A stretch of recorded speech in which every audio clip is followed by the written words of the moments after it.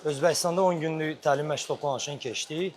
Əlbəttə bu bizim üçün önəmli bir təlim məşq toplanışı idi. Victory Cup öncəsi. Çünki Özbək milli komandası da dünyada sayı seçilən U17 komandalardan biridir. Dünya çempionları var bir neçə nəfər və eyni zamanda Asiya çempionları vardı. Ona görə bizim üçün önəmli idi orada təlim məşq toplanışı keçməyə.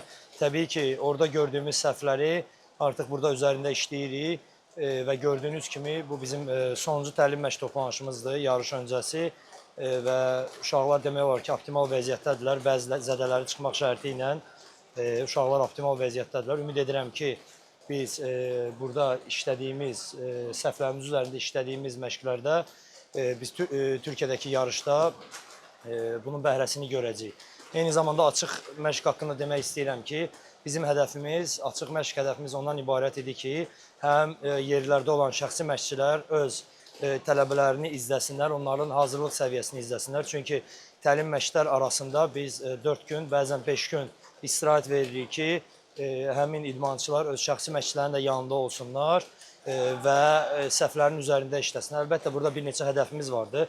Bir hədəfimiz o idi ki, şəxsi məşqçilər görsünlər.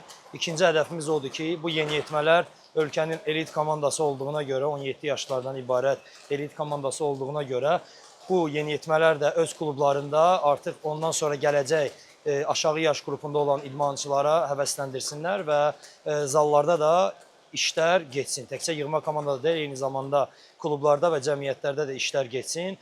Çünki bu bizim üçün önəmlidir.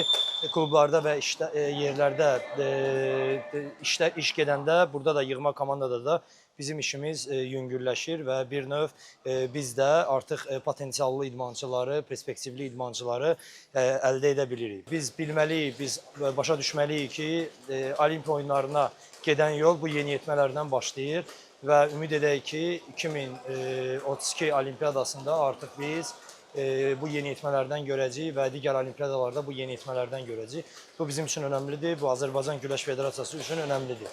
Güləş Federasiyasının rəhbərliyi də buradaydı, işimizlə tanış oldu və hər bir dəstəyi də bizə verir, həm inventarla, həm eyni zamanda maddi dəstəkdir, hansı ki, təlim məşq toplanışlardır, yarışlardır və deyərdim ki, ən yüksək səviyyədə bütün işlər təşkil olunubdur və ümid edirik ki, bu təşkilatçılıq, bu dayaq bizə də gələcək yarışlarda daha da uğurlu çıxış etmək üçün bir növ təkan olacaq.